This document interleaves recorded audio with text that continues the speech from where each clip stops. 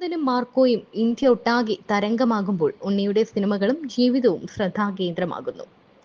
Pan Indian star എന്ന വിശേഷണത്തിന് അർഹരായ പല മലയാള താരങ്ങളുമുണ്ട്. അവരെയെല്ലാം ഇന്ത്യ ഒട്ടാകെ അറിയും. പല സിനിമകളും രാജ്യത്താകമാനം റിലീസ് ചെയ്യപ്പെട്ടിട്ടുമുണ്ട്. എന്നാൽ ഉണ്ണി മുകുന്ദൻ നാളിതുവരെയുള്ള എല്ലാ റെക്കോർഡുകളും തിരുത്തി എഴുതുകയാണ്. സിനിമ കളക്ട് ചെയ്യുന്ന തുകയുടെ കണക്കിൽ മാത്രമല്ല, ഇന്ത്യയിലെ ഏറ്റവും വലിയ സിനിമ മാർക്കറ്റ് എന്നവകാശപ്പെടുന്ന ബോളിവുഡിലെ ഹിന്ദി സിനിമകൾ പോലും മാറ്റിവെച്ച് ഉണ്ണിയുടെ മാർക്കോ റിലീസ് ചെയ്യപ്പെടുകയാണ് വടക്കേ ഇന്ത്യൻ പ്രവിശ്യകളിൽ. കേവലം റിലീസ് മാത്രമല്ല സംഭവിക്കുന്നത്, പകരം ഒറിജിനൽ ബോളിവുഡ് സിനിമകൾക്ക് ലഭിക്കുന്നതിന് സമാനമായ കളക്ഷനാണ് മാർക്കോയുടെ ഹിന്ദി ഡബ്ഡ് വേർഷന് ലഭിക്കുന്നത്. ഹിന്ദി ബെൽറ്റിൽ അറിയപ്പെടുന്ന താരങ്ങൾ ഒന്നും തന്നെ സിനിമയിലില്ല. ഉണ്ണി തെന്നിന്ത്യയിൽ അറിയപ്പെടുന്ന നടനാണെങ്കിലും ഹിന്ദി സിനിമയിൽ അത്ര ജനപ്രിയനായിരുന്നില്ല. എന്നാൽ ഒറ്റ ചിത്രത്തോടെ കാര്യങ്ങൾ മാറിമറിഞ്ഞു. മലയാളത്തിനൊപ്പം നോർത്തിലും സൂപ്പർ താര സിനിമകളെ ഒറ്റയടിക്ക് അട്ടിമറിച്ചുകൊണ്ട് മാർക്കോ ജൈത്രയാത്ര തുടരുകയാണ്. മലയാളത്തിൽ മറ്റൊരു നടനും താങ്ങാൻ കഴിയാത്തത്ര ഹേറ്റ് ക്യാമ്പയിനുകൾക്ക് ഇരയായ നടനാണ് ഉണ്ണി. സമാജം സ്റ്റാർ, സംഘി സ്റ്റാർ എന്നൊക്കെ അദ്ദേഹത്തെ അധിക്ഷേപിച്ചവരുണ്ട്.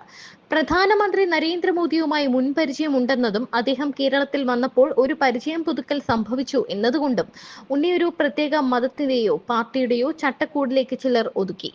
എത്ര നല്ല സിനിമയുമായി വന്നാലും ഉണ്ണിയെ എറിഞ്ഞു വീഴ്ത്തുമെന്ന ദൃഢപ്രതിജ്ഞയെടുത്തതുപോലെ. മേപ്പടിയാൻ എന്ന സിനിമ വിജയം വരിച്ചിട്ടും മാളികപ്പുറം 100 കോടി ക്ലബിലെത്തിയിട്ടും സിനിമയുടെ ക്രെഡിറ്റ് മാളികപ്പുറമായി അഭിനയിച്ച ദേവനന്ദയ്ക്കും സ്വാമി അയ്യപ്പനും നൽകിക്കൊണ്ട് ചിലർ ഉണ്ണിയുടെ നേട്ടം കണ്ടില്ലെന്ന് നടിച്ചു. ഇപ്പോൾ ഉണ്ണിയുടെ സിനിമാ ജീവിതവും സ്വകാര്യ ജീവിതവും ചർച്ചയായി മാറുകയാണ്. അഹമ്മദാബാദിൽ ഉണ്ണി വളർന്ന വീട് കണ്ടാൽ ആരും ശരിക്കും പറഞ്ഞാൽ ഒന്ന് അമ്പരക്കും. ഇടത്തട്ടിലും താഴെയുള്ള ഒരു സാധാരണ വീട്ടിൽ അതീവ സാധാരണമായ സാഹചര്യങ്ങളിൽ വളർന്ന യുവാവ്. തല താഴ്ത്തിയില്ലെങ്കിൽ തലയിടിക്കുന്ന കവാടം. തനിക്ക് ഉയരം കൂടുന്നു എന്ന് തിരിച്ചറിഞ്ഞതുപോലും അവിടെ തലയിടിച്ചിട്ടാണെന്ന് ഉണ്ണി തമാശ രൂപേണ പലപ്പോഴും പറഞ്ഞിട്ടുണ്ട്. 24 വർഷങ്ങൾ ആ കുടിസു വീട്ടിലാണ് ഉണ്ണി മുകുന്ദൻ എന്ന ഇന്നത്തെ നടൻ ജീവിച്ചു തീർത്തത്. നമ്മളിൽ ഒരാളായ ആ യുവാവ് ഇങ്ങനെ സംഘം ചേർന്ന് ആക്രമിക്കപ്പെടാൻ തക്ക ഒരു കാരണങ്ങളും അയാളുടെ പശ്ചാത്തലത്തിനോ തുടർന്നുള്ള ജീവിതത്തിനോ ഇല്ല. എന്നിട്ടും സ്വയം പ്രഖ്യാപിത ശത്രുക്കളുടെ മൃഗീയ വിനോദങ്ങൾക്ക് ഉണ്ണി ഇരയായി. എന്നാലും ആവർത്തിച്ച് ഓരോ ഇന്റർവ്യൂകളിലും അഭിമുഖങ്ങളിലുമെല്ലാം ഉണ്ണി പറഞ്ഞത്, എനിക്ക് ആരോടും പിണക്കമില്ല, എന്തിനെന്നെ വേട്ടയാടുന്നു എന്നാണ് മനസ്സിലാകാത്തത് എന്നാണ്. അഭിനയിക്കാനുള്ള ആഗ്രഹത്തിനൊപ്പം അച്ഛൻ നിന്നു തന്നു എന്നിടത്താണ് ഉണ്ണിയുടെ ഭാഗ്യജാതകം തെളിഞ്ഞത്.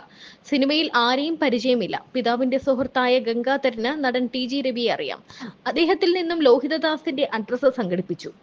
മാളികപ്പുറം എന്ന ആദ്യ ഹിറ്റ് പിറന്ന ദിവസം ഉണ്ണി ടി.ജി. രവിയെ വിളിച്ച് അങ്കിൾ അഡ്രസ്സ് കൊടുത്തത് കൊണ്ടാണ് ഞാൻ ഇന്ന് ഇവിടെ നിൽക്കുന്നതെന്ന് പറഞ്ഞപ്പോൾ ടി.ജിയുടെ കണ്ണു തള്ളി. അങ്ങനെയൊരു സംഭവം അദ്ദേഹം ഓർക്കുന്നു പോലും ഇല്ല എന്നാണ് സത്യം. സുഹൃത്തായ ഗംഗാധരൻ ചോദിച്ചു, കൊടുത്തു, അത്രമാത്രം. ലോഹിയുമായി ആദ്യം ബന്ധപ്പെട്ട കഥ ഉണ്ണിമുകുന്ദന്റെ ഓർമ്മയിലെ ഒരു സുന്ദരമായ ഏടാണ്. ഒരു പേനയും പേപ്പറും എടുത്തു കൊടുത്തിട്ട് കത്തെഴുതാൻ നിർദ്ദേശിച്ചത് അച്ഛനാണ്. ലോഹിയുടെ കൈകളിൽ തന്നെ എത്തണമെന്ന നിർബന്ധം കൊണ്ട് രജിസ്റ്റേർഡ് പോസ്റ്റിലാണ് അയച്ചത്. പക്ഷെ അദ്ദേഹത്തെ പോലെ തിരക്കുള്ള ഒരാൾ പ്രതികരിക്കുമെന്ന് തീരെ പ്രതീക്ഷിച്ചില്ല. ദിവസങ്ങൾ കഴിഞ്ഞ് അദ്ദേഹം ഫോണിൽ വിളിച്ച് കൈയക്ഷരം നല്ലതാണെന്ന് പറഞ്ഞു. പിന്നെ വിളിക്കാമെന്ന് പറഞ്ഞു വച്ചു.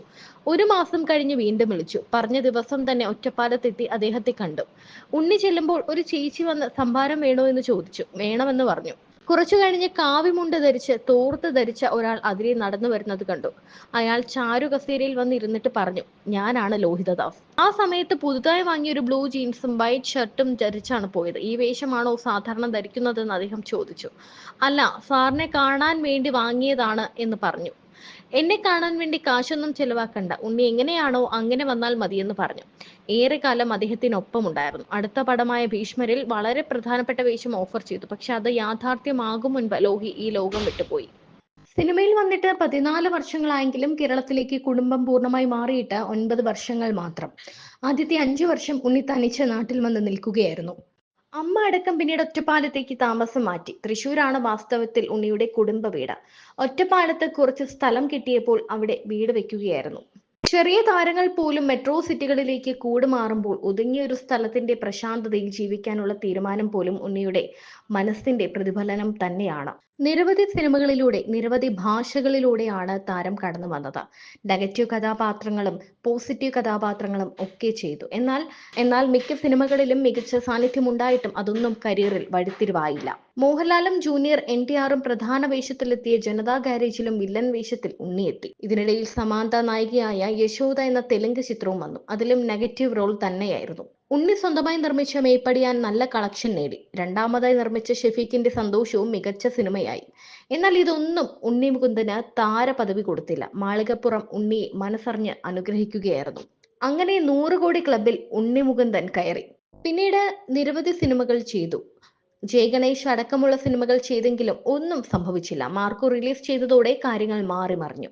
കേരളവും തെന്നിന്ത്യയും കടന്ന് ബോളിവുഡിലും മികച്ച അഭിപ്രായവും ഒപ്പം വൻ കളക്ഷനും നേടി. ഒറ്റ സിനിമ കൊണ്ട് ഒരാൾ സൂപ്പർ താരമാവുക എന്നതിന് സിനിമാ ചരിത്രത്തിൽ അധികം ഉദാഹരണങ്ങളില്ല. ഉണ്ണി ആ നേട്ടത്തിനും അർഹനാണ്.